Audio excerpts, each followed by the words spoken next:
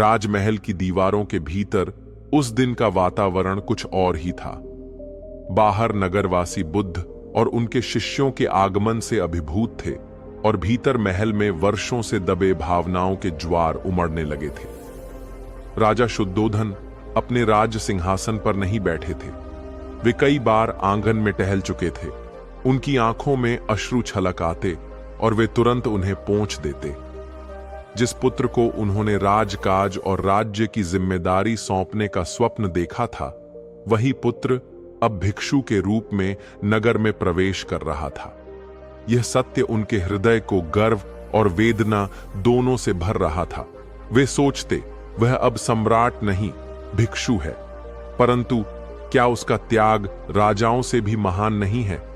मेरे राजवंश का गौरव कम हुआ या और बढ़ा?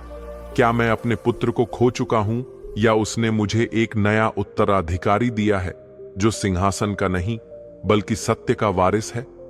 उनके भीतर पिता का प्रेम उन्हें बार बार खींच रहा था कि वे दौड़कर उसे गले लगा लें।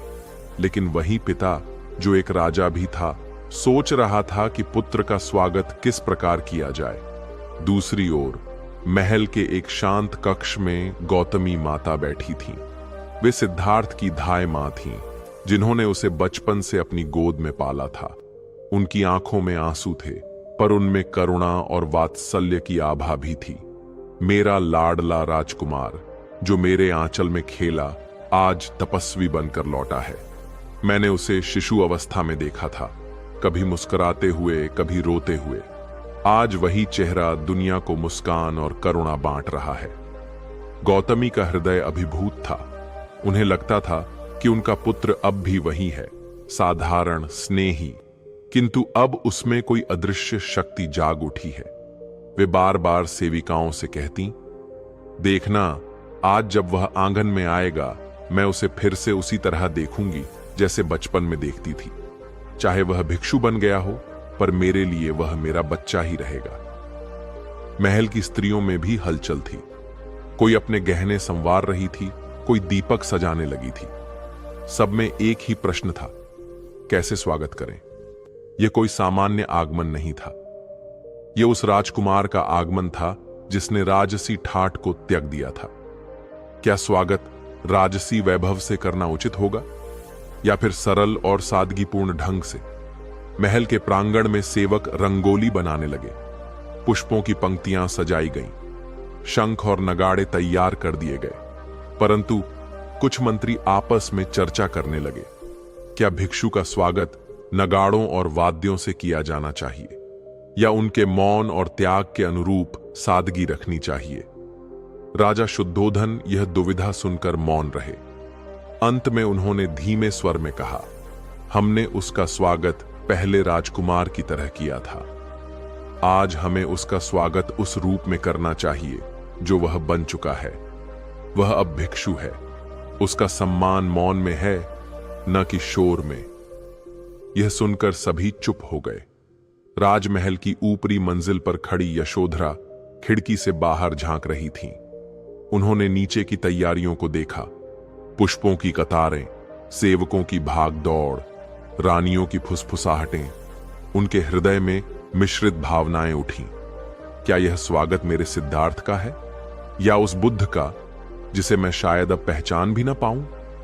महल का यह वैभव और उनका साधु स्वरूप दोनों कैसे एक साथ खड़े होंगे? राहुल, जो अभी बालक ही था, अपनी मां का हाथ पकड़कर पूछ बैठा, मां, ये कौन आ रहे हैं? सब इतना सज धज क्यों रहे हैं? यशोधरा ने उसे देखा, मुस्कुराने की कोशिश की, पर भीतर से वे कांप उठीं।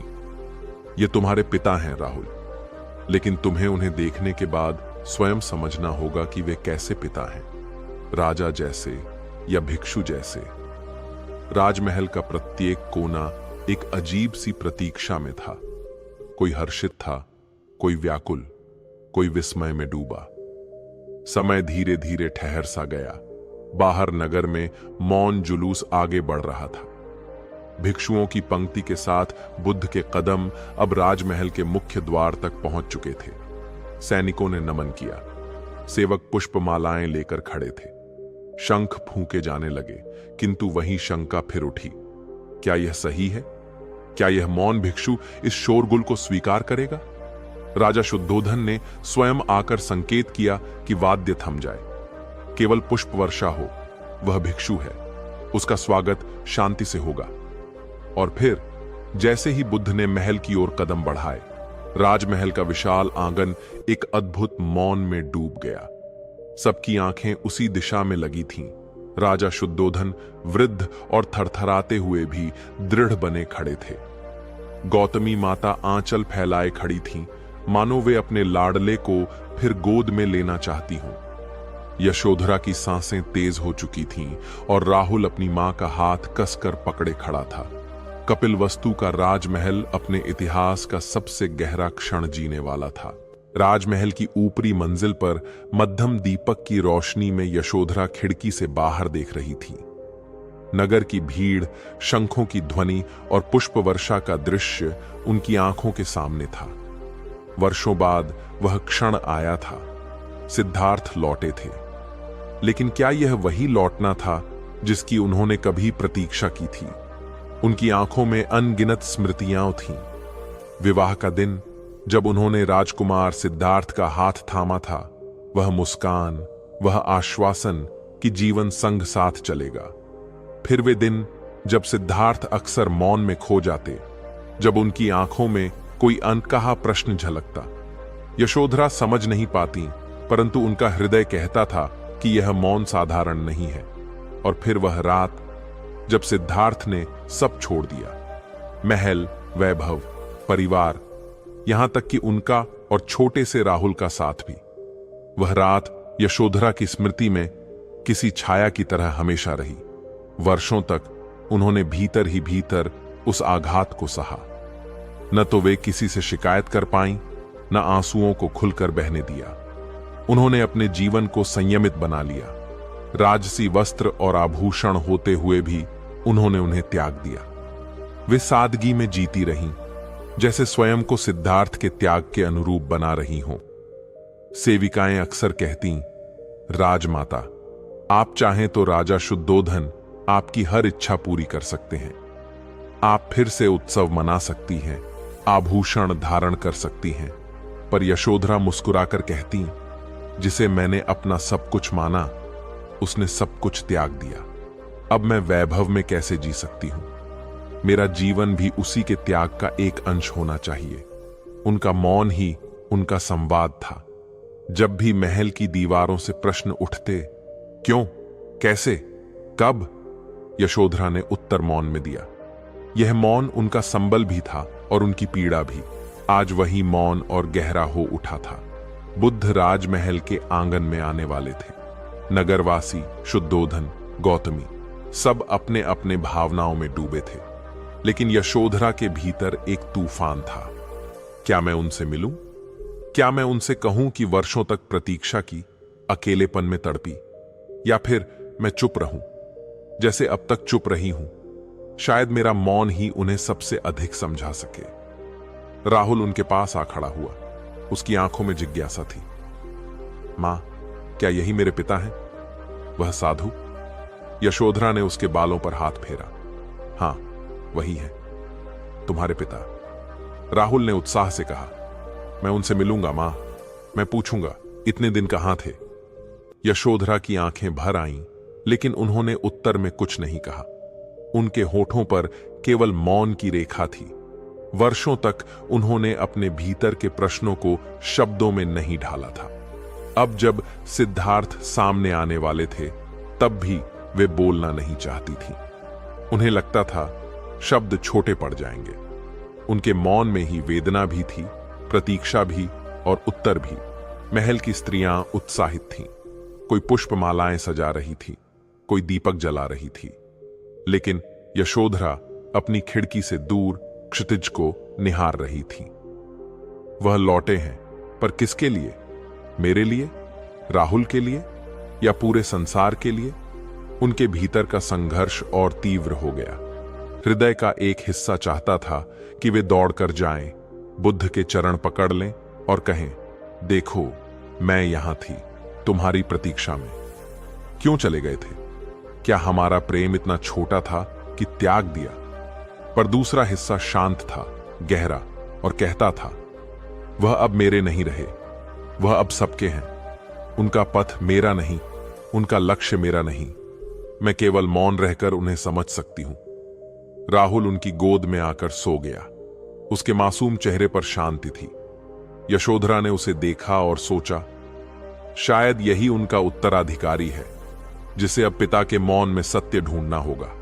मैं इस बच्चे को कैसे बताऊं कि पिता ने हमें क्यों छोड़ा? शायद मेरा मौन ही उसे धीरे धीरे सिखा देगा। उस रात राजमहल के गलियारे दीपों से जगमगा उठे थे। शंखों और नगाड़ों की ध्वनि बीच बीच में सुनाई देती थी, लेकिन यशोधरा का कक्ष मौन से भरा हुआ था। उन्होंने न तो आभूषण पहने, न ही उत्सव का कोई चिन्ह अपने ऊपर लिया। वे उसी सरल रूप में बैठी रहीं जिसमें वर्षों से जी रही थीं। उनके लिए यह स्वागत का दिन नहीं था, यह दिन था अपने भीतर के संघर्ष को एक बार फिर स्वीकारने का। वे सोच रही थीं, जब वह मेरे सामने आएंगे, मैं कुछ नहीं कहूंगी, मैं केवल मौन रहूंगी। वह मौन ही मेरी पीड़ा, मेरा प्रश्न और मेरा उत्तर होगा। और धीरे धीरे जैसे जैसे बुद्ध महल के आंगन की ओर बढ़े, यशोधरा का मौन और गहरा और प्रखर हो उठा। महल के भीतरी कक्षों में दीपों की रोशनी जगमगा रही थी। बाहर से आती शंख ध्वनि और भीड़ की गुनगुनाहट भीतर तक पहुंच रही थी। राजमहल प्रतीक्षा में डूबा था, और उसी प्रतीक्षा के बीच छोटा राहुल अपनी मां के पास बैठा था। उसकी आंखों में उत्साह था, प्रश्न थे, और एक ऐसी जिज्ञासा थी जो केवल एक बालक के हृदय में जन्म ले सकती है। राहुल ने मां का हाथ थाम लिया और धीरे से पूछा, मां, ये मेरे पिता आ रहे हैं ना? वही जिनकी कहानियां आपने सुनाई थीं, वही जो कभी राजकुमार थे? यशोधरा ने अपने बच्चे के मासूम चेहरे की ओर देखा। उनकी आंखों में आंसुओं की नमी तैर गई। हृदय में अनगिनत भावनाएं उमड़ रही थीं, गर्व भी, पीड़ा भी, और एक अनकहा डर भी कि यह मुलाकात राहुल को क्या देगी। उन्होंने कांपती हुई आवाज में कहा, हां बेटा, वही आ रहे हैं, तुम्हारे पिता। राहुल की आंखें चमक उठीं। तो मैं उनसे खेलूंगा, मैं उनसे पूछूंगा कि वह इतने सालों कहां रहे। क्या वह मेरे लिए खिलौने लाए होंगे? और क्या वह मुझे घोड़े की सवारी करवाएंगे, जैसे दूसरे पिता अपने बच्चों को करवाते हैं? उसकी बात सुनकर यशोधरा के होंठों पर एक क्षीण मुस्कान आ गई, लेकिन उसी मुस्कान के साथ उनकी आंखों से आंसू ढुलक पड़े। उन्होंने राहुल को अपनी गोद में खींच लिया और उसके बालों को सहलाने लगीं। प्यारे, तुम्हारे पिता अब वैसे नहीं रहे, वे अब भिक्षु हैं। उनके पास न रथ है, न घोड़े, न खिलौने, लेकिन जो उनके पास है वह सब कुछ से बड़ा है, ज्ञान, करुणा और सत्य। राहुल ने भोलेपन से पूछा, ज्ञान, करुणा, ये क्या होते हैं मां? क्या उससे खेला जा सकता है? यशोधरा ने उसकी मासूमियत को देखकर आंसुओं को रोकने की कोशिश की। नहीं बेटा, उनसे खेला नहीं जाता, उन्हें समझा जाता है। तुम्हारे पिता अब सब बच्चों के, सब लोगों के अपने हैं। उनका हृदय सबके लिए है। राहुल कुछ देर चुप रहा। उसकी आंखों में गहरी जिज्ञासा थी। तो क्या वह मुझे पहचानेंगे? क्या वह जानेंगे कि मैं उनका बेटा हूं? यह प्रश्न यशोधरा के हृदय को जैसे चीर गया। वर्षों की प्रतीक्षा, तड़प और त्याग के बाद भी यही डर था। क्या सिद्धार्थ, अब बुद्ध, अपने पुत्र को वैसे ही देख पाएंगे जैसे एक पिता देखता है? उन्होंने अपने आंसुओं को पोंछा और धीमे स्वर में कहा, हां बेटा, वह तुम्हें जरूर पहचानेंगे, क्योंकि तुम उनके ही अंश हो। तुम्हारी मुस्कान में उनका ही अक्स है। राहुल ने उत्साह से कहा, तो मैं दौड़कर उनके पास जाऊंगा। मैं कहूंगा, पिता, देखो मैं कितना बड़ा हो गया हूं। यशोधरा ने उसे अपनी बाहों में कस लिया। जा सकते हो बेटा, पर याद रखना,